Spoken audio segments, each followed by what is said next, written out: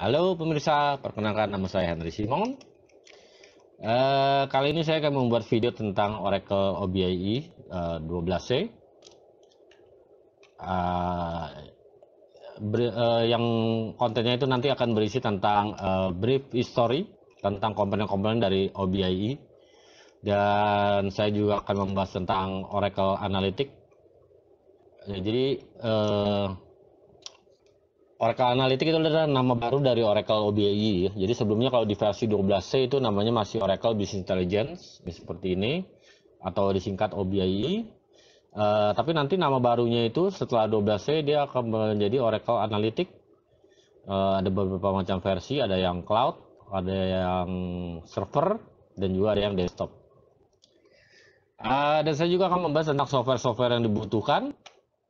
Saya akan membahas juga tentang demo singkat tentang membuat publish report atau Oracle BI Publisher, dan pembuatan analisis report. Oke, mari kita mulai saja membahas dari topik yang pertama ya.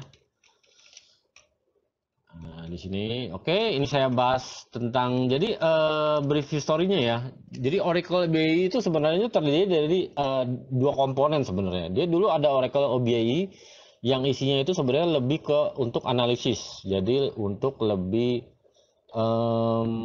menggali insight. Itu namanya Oracle OBIE awalnya.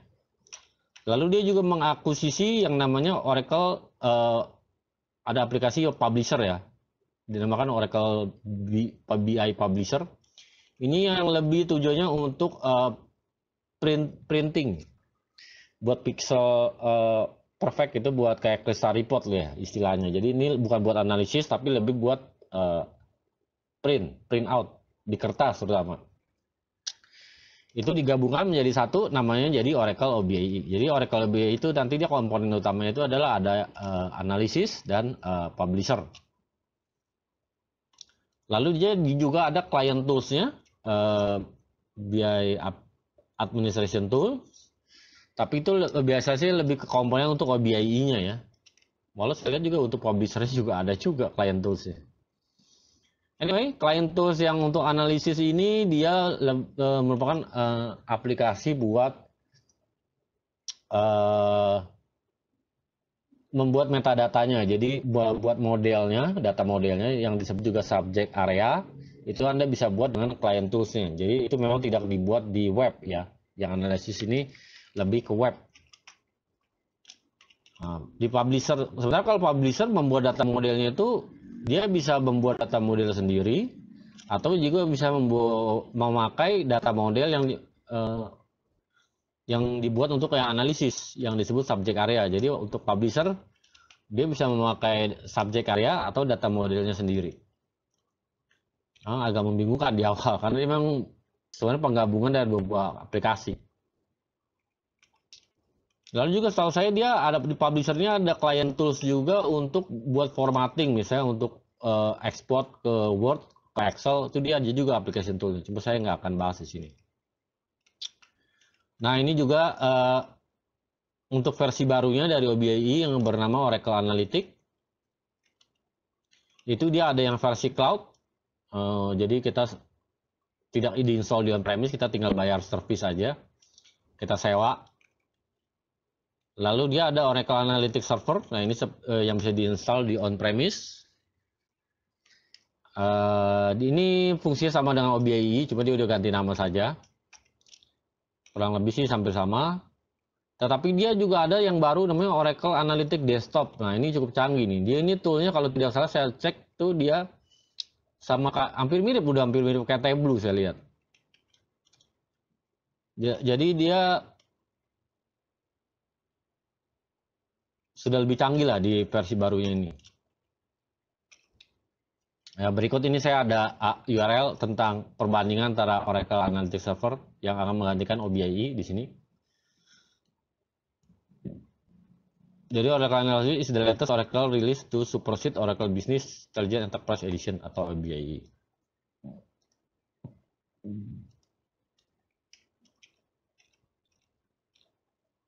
Oke, mungkin berikut ringkasan history singkat dari Oracle BI dan Oracle Analytics ya. Nah, ini adalah software yang dibutuhkan. Jadi kalau kita mau menginstal OBI, kita bisa mendownload. Ini gampang sekali kita download. Anda cukup register aja satu account email, nanti Anda langsung bisa download. Di sini saya sudah download nih URL-nya. Anda bisa lihat Oracle-nya, Anda bisa download. Ada beberapa komponen, ada Java-nya, ada WebLogic servernya, itu sebagai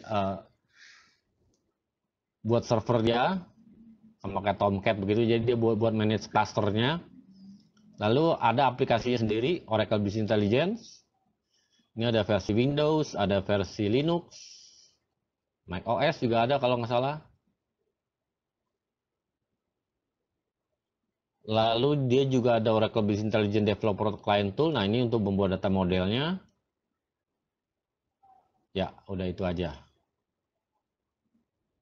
Ini kalau Anda lihat nih komponen yang include ini ada macam-macam, ada BI Mobile, BI Publisher, Server Administrator, dan sebagainya. Oke, mari kita coba masuk. Jadi saya sudah menginstal, saya tidak membuat videonya tentang gimana cara menginstalnya. Tapi saya memang menginstalnya di Windows ya. Lebih mudah lah kalau di Windows. Oke, ini saya sudah install, saya sudah bisa akses. Jadi kita aksesnya itu defaultnya kalau tidak ada ini ya di port 9502 ya. Di sini kita bisa login. Saya akan coba login.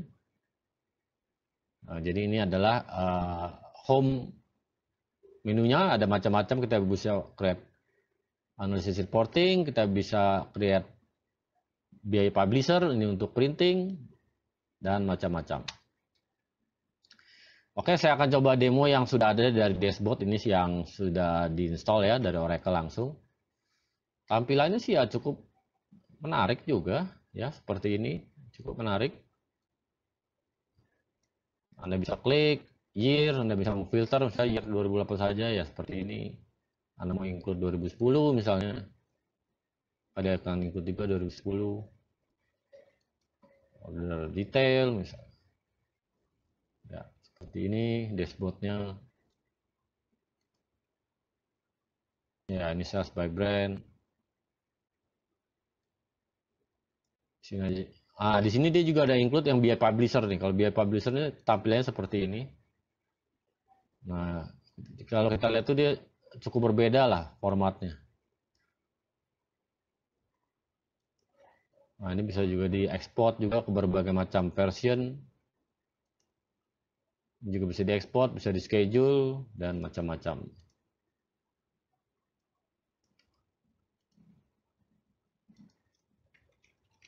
Oke, saya akan mendemokan bagaimana membuat publish report terlebih dahulu. Jadi dia ada dua buah macam model report, yaitu analisis dan publish reporting. Yang publish reporting sih pembuatan datanya lebih simpel ya, karena kita bisa buat langsung dari web tanpa harus lewat desktop application. Sementara kalau yang ini kita harus buat data modelnya terlebih dahulu, kalau belum ada ya, itu lewat client desktop. Oke, saya akan coba. Pertama sebelum kita membuat report, kita harus membuat data source-nya dulu. Di sini saya sudah ada data source-nya. Saya buat di Excel. Contohnya seperti ini. Kalau kita lihat di Excel, ini seperti ini Excel-nya. Oke, saya akan coba upload. Saya buat data model ya. Nah, di sini kita bisa add data model. Ada berbagai macam pilihan. Ada SQL. Saya akan coba dari Excel file dulu. Sini saya akan coba upload dari lokal. Saya akan upload. Saya choose. Saya coba upload. Oke.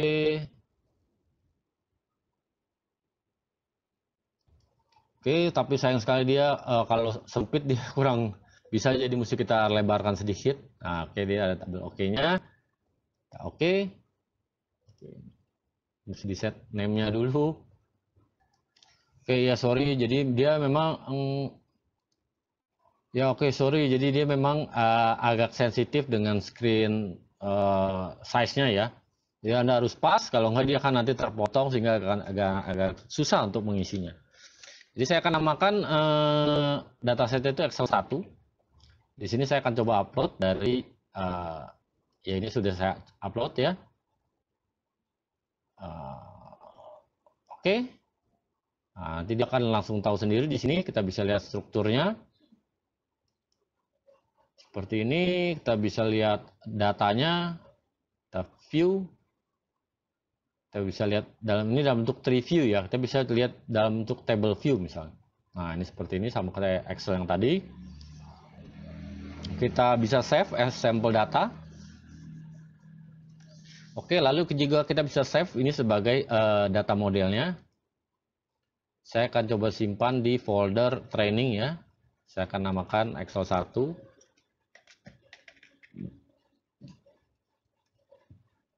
Oke. Nanti dia akan bisa lihat di folder ini training namanya Excel 1. Jadi ini logo dari data modelnya. Sekarang saya akan coba membuat reportnya ya. Publish reporting. Nah, waktu kita mau membuat report, kita harus memilih data modelnya. Atau kita juga bisa memakai subject area. Jadi kalau subject area ini adalah data model yang dibuat untuk analisis yang menggunakan client tools. Sedangkan yang ini data model yang hanya khusus untuk BI Publisher saja. Nanti kalau analisis tidak bisa memakai data yang ini. Analisis hanya bisa memakai subject area saja. Oke, tadi setelah kita buat data modelnya, kita bisa cari di sini. Nah, ini Excel 1. Klik OK. Oke, saya akan coba menggunakan report editor manual saja. Save in. Nah, ini saya akan namakan report 1 ya. Report 1. Oke, saya akan coba ambil layoutnya blank saja.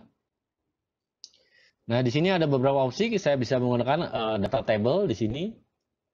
Lalu saya bisa menampilkan misalnya country, state, city misalnya. Dan saya bisa menampilkan penjualannya. Oke. Di sini saya juga bisa memakai title, misalnya saya akan nambahkan text item di sini. Saya bisa namakan ini misalnya report.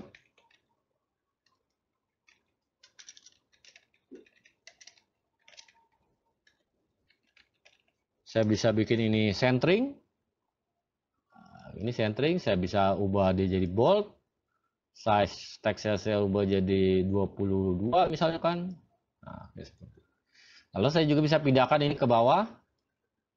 Oke, seperti ini. Nah, ini sudah jadi report. Lalu saya bisa save. Layoutnya oke, untitled saja.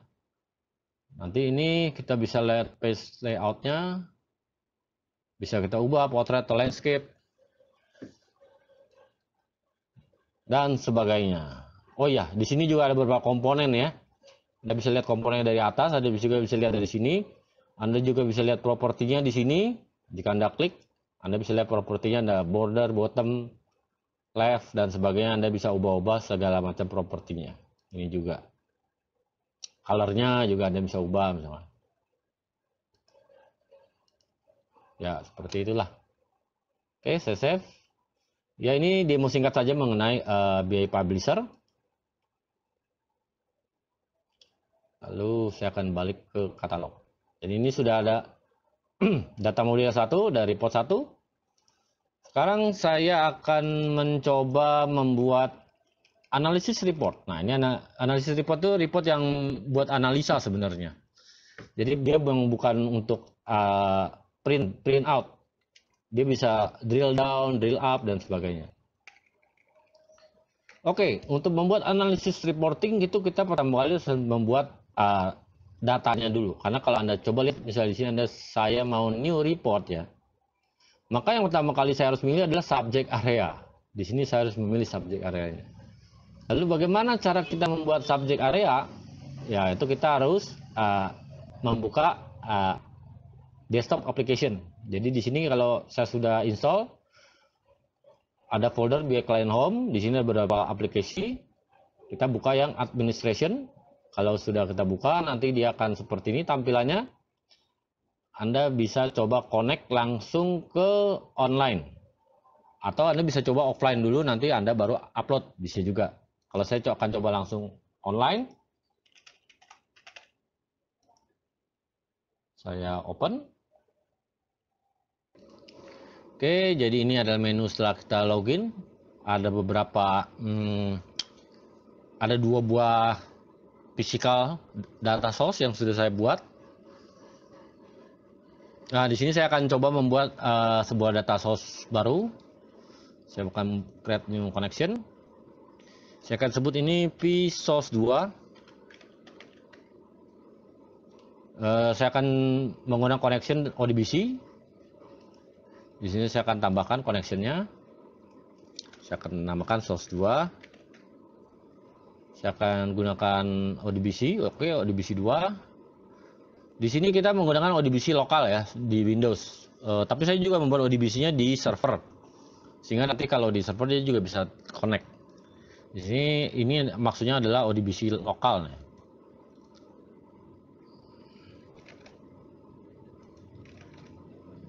Oke.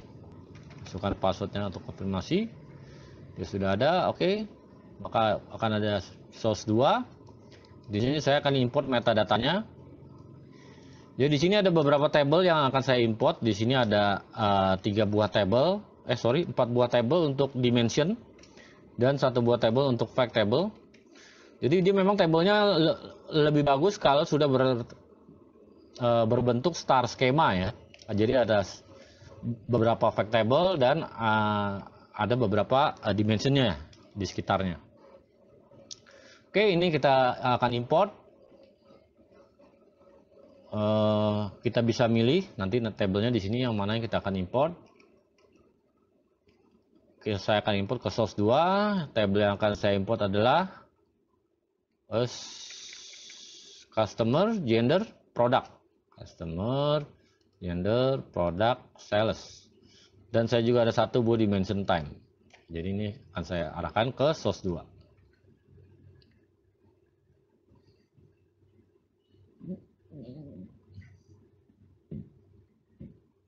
Oke, di sini kita bisa lihat dia sudah ada di sini.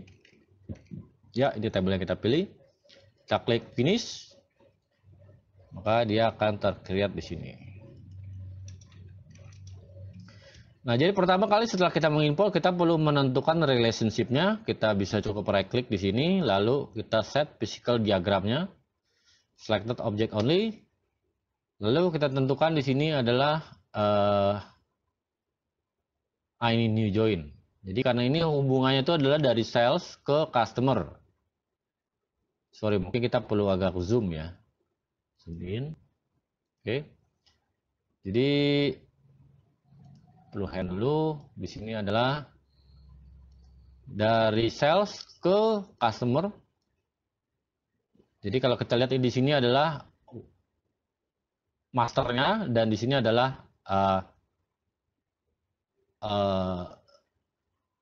childnya. Karena ini hubungannya nanti di sini adalah one, di sini many. Jadi one to many hubungannya. Nah, karena ini dari customer key-nya sudah saya bikin sama, ini namanya customer ID. Kita connect customer ID. Di sini kita bisa lihat expression-nya. Kita tinggal klik OK saja. Lalu kita perlu buat lagi connection dari produk ke sales. Oh, ini salah. Jadi kita perlu mengarahkan dari sales ke produk ya. Dari sini ke sini. Nah, maka di sini adalah masternya produk ID di sini. Dia juga langsung otomatis tahu produk ID. Karena namanya sama. Lalu juga saya ada dimension time ya. Di sini adalah antara tanggal dengan tanggal. Ini juga sama. Dimension time, tanggal dengan tanggal. Ini ekspresinya juga sudah sama. Oke. Lalu terakhir saya ada dimension gender. Ini sih relasinya lebih kayak snowflake ya. Dari customer, dia punya gender ke sebelah sini. Jadi kita tinggal arahkan dari sini ke sini.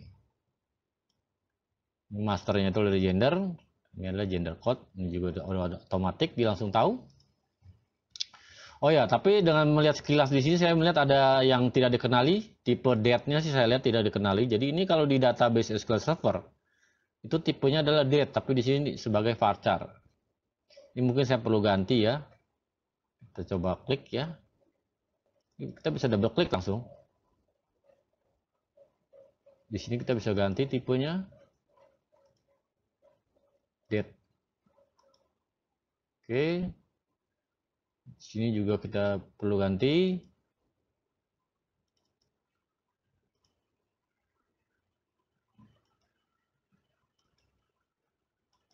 Oke, ini sudah benar. Sekarang kita close. Nah, untuk membuat bisnis modelnya itu sangat gampang. Kita bikin saja. Saya akan namakan BM Source 2. Di sini kita tinggal klik and drag saja mana yang mau kita jadikan sebagai data. Saya mau tarik semua saja biar gampang.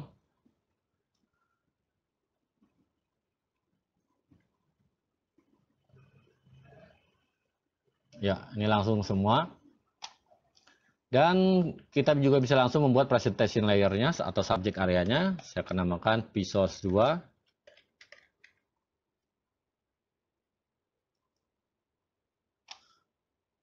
Di sini sebenarnya kita bisa membuang kolom-kolom yang tidak diperlukan ya. Misalkan mungkin kita tidak perlu customer ID, ini bisa kita buang. Karena kita cuma butuh alamatnya, namanya saja. Ini gender juga kita bisa buang gender code. Ini juga saya bisa ambil hanya gender description saja.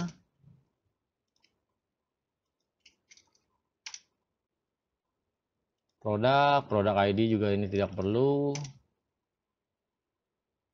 Sales juga saya tidak perlu customernya.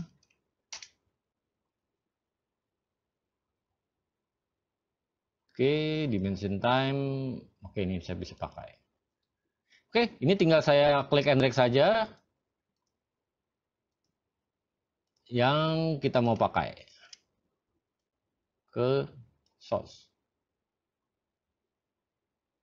Oke, setelah itu saya bisa check in,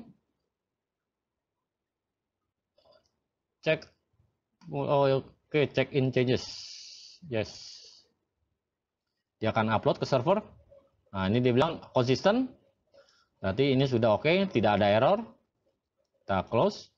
Nah, kita bisa beralih kembali ke sini dan kita bisa create new analysis. Sorry, saya akan coba balik dulu ke home. Nah, ini sudah ada PSource 2. Saya akan coba. Nah, di sini saya akan coba lihat lewat produk dulu. Produk name-nya apa. Dan mungkin, oh ya sorry. Ini sales-nya belum saya rubah menjadi measure ya. Jadi ini saya akan cancel dulu. Saya akan balik kembali ke sini dan saya akan perlu merubah quantity menjadi measure. Jadi dia default belum menjadi measure, jadi ini perlu dirubah. Aggregation-nya menjadi sum. Maka dia akan menjadi measure. Di sini kita lihat efeknya, apakah di sini dia akan berubah juga. Nah, ini juga sudah berubah. Oke, saya akan coba check in.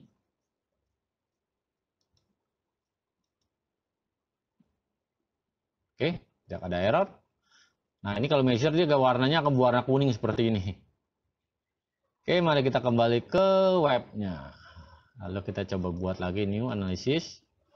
Source 2. Kita coba refresh metadatanya. Oke, sudah. Nah, ini sudah warna kuning, berarti sudah menjadi measure. Mari kita coba lihat product name. Lalu kita coba lihat quantity-nya. Ya. Oke, di sini sudah kelihatan result-nya. Di sini juga kita bisa tambahkan misalnya dimension time mungkin. Di sini sih saya cuma buat satu buah tanggal sih. Tapi nggak apa-apa, kita coba lihat. Oke, kita klik result. Ya, seperti ini. Kita bisa drag ini, bisa kita mau lihat sebelah sini. Ya, seperti ini. Kita juga bisa membuat dalam bentuk new view, dalam bentuk grafik misalnya dalam bentuk line seperti ini. Nah, ini bisa terlihat. Kita bisa klik dan nanti ini grafiknya kita bisa tambahkan di sebelah sini misalkan. Ya, bisa terlihat grafiknya seperti ini. Ini bisa kita save. Kita namakan analisis 1.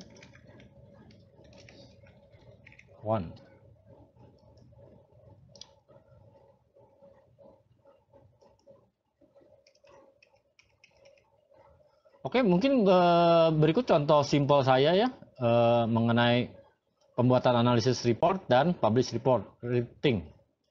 Walaupun nanti juga ada yang tipenya dashboard. Jadi kalau dashboard itu merupakan kumpulan dari analisis reporting atau juga bisa dengan menambahkan publish reporting di dalam dashboard tersebut. Cuma saya tidak menemukan. Jadi saya menemukan aja hanya pembuatan analisis reporting dan publish reporting.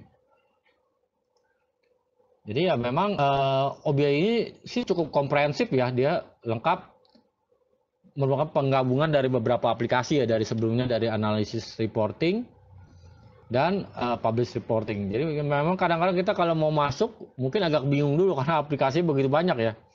Bisa dari web, bisa dari client tools,